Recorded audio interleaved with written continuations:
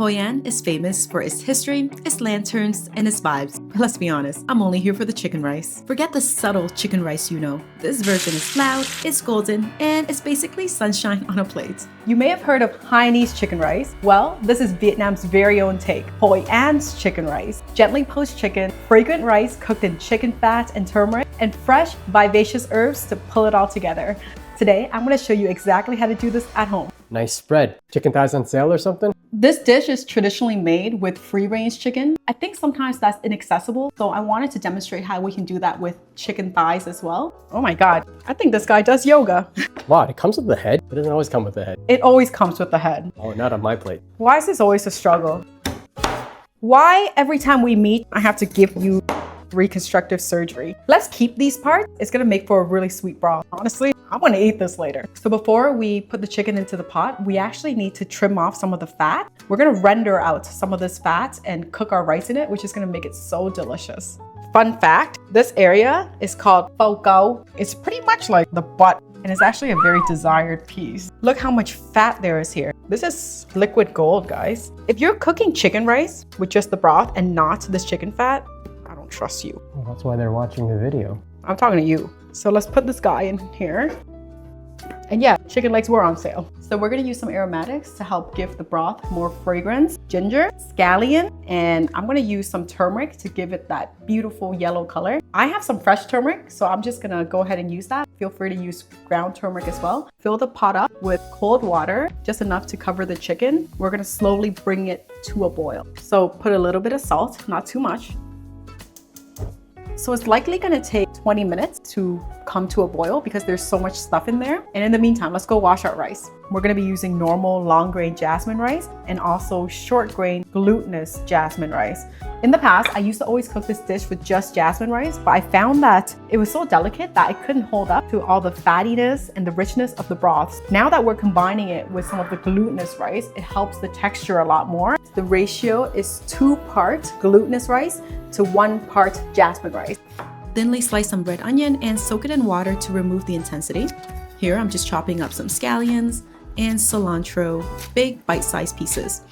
And this is Vietnamese coriander. I was plucking it off inefficiently until I discovered this sweet hack. How satisfying. And as always, remove the scum and impurities from your broth so that we get a nice and clean golden broth. So it's been about 35 to 40 minutes at a low simmer. So we're gonna check on the chicken to see if it's done. How we do this, the traditional way, is to take a chopstick, stick it into the thickest part of the chicken, which is usually this thigh area, to see if any red juices come out. And I'm not seeing any red juices, I'm seeing just clear liquid, so that's a good sign. Take out all the chicken thighs as well.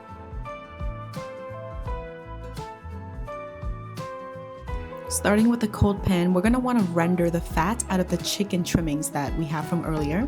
Do it on medium to low heat. So as you can see, the fat has rendered out of the chicken. Look at this, look at how much beautiful liquid gold there is. So I've removed all the chicken pieces, leave the oil in the pan. We're gonna be using that to roast the rice a little bit to give it more flavor. So to the hot oil, I'm gonna put some garlic.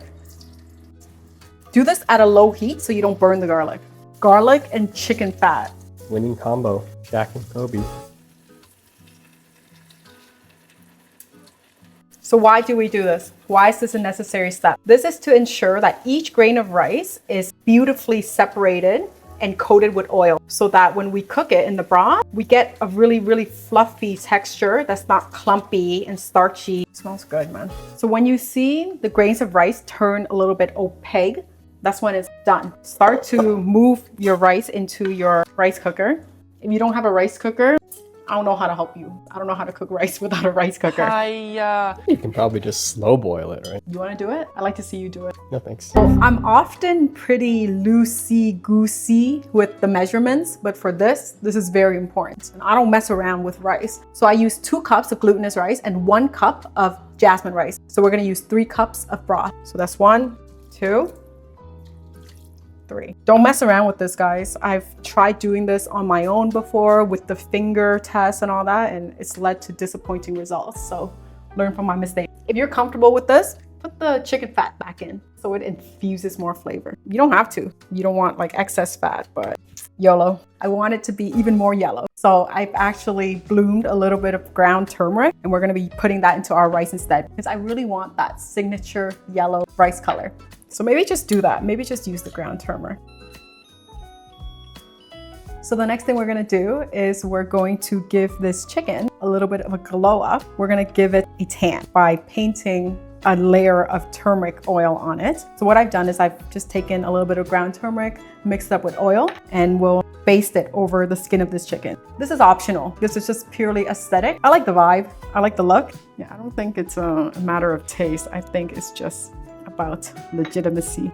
So now that the chicken's cooled down, let's start to tear it up into strips. Tear it along the grain so that you get nice bite-sized pieces. Texturally, it's gonna give you a more authentic experience because if you cut it up, I don't know, there's something about a perfectly cut bite that it just isn't the same as a hand-torn piece of meat. That's a very Vietnamese thing, right? Like tearing chicken for salads and for these type of dishes. I think I've seen it in Chinese cooking as well. I'm not sure what it is, but in a lot of different cultures, tearing things with your hand just equates to tasting better. Maybe then you know that it's a labor of love, right? So tell me a little bit about this Hoi An chicken. I've never really heard about it. Like, why is it called Hoi An chicken? I think what's really popular in the south of Vietnam, particularly Ho Chi Minh City, is Hainanese chicken. Cơm Gà Hội An is essentially the same ingredients. It's a free-range chicken poached over yellow chicken flavored rice, but the difference is that it's chopped up. So that one derives from the Chinese island of Hainan. It's actually really close to Hoi An. And Hoi An, back in the day, used to be one of the most popular port cities. It attracted a lot of Chinese merchants. And I think when the Hainanese people came to trade, they brought this dish and we made it into our own. Vietnamese people have no shame. They just take something that wasn't really theirs and just make it a lot better. Different, right? Yeah, sure. When I was growing up, I was obsessed with Hainanese chicken rice. But as an adult, when I discovered Hoi An chicken rice, it just hit different for me because now it's more elevated. There's herbs like rau ram, which I love. And there's all these vibrant bites of onion, herbs, pickles. I think it's much more well-balanced. So Singaporean chicken rice derived from the Hainanese chicken rice as well, right? They were probably like sailing around and trading. I prefer Hoi An chicken rice because I don't have to chop a chicken. You know how that goes. Hoi An chicken rice is typically served with a salad, gỏi gà. So let's work on that component together.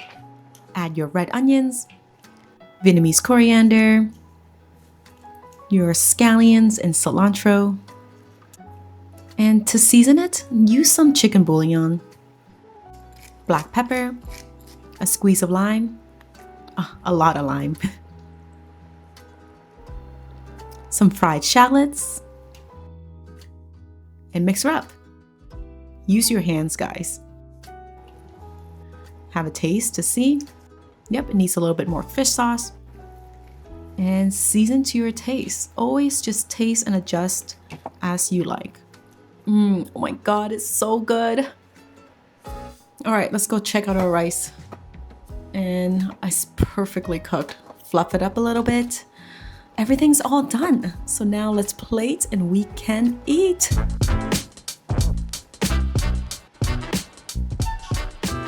This is such a bright looking dish. The color of that rice just jumps out at you. Dig in, let me know what you think. This chicken is actually meant to be eaten at room temperature, right? Do not heat it back up. Okay? Yeah, I really like all the herbs. It adds so much more pop to your bite.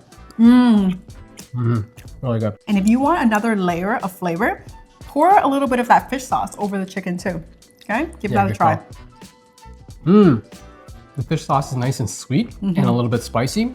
So many flavors going on right now. And the lime juice. Yeah, really nice. Right? That chicken fat takes it a long way. Like you can really taste the essence of chicken through the rice. Well, hey, it's a great dish. Pretty healthy, I think, and tons of flavor. Hope you guys enjoyed the video. See you guys next time. Bye.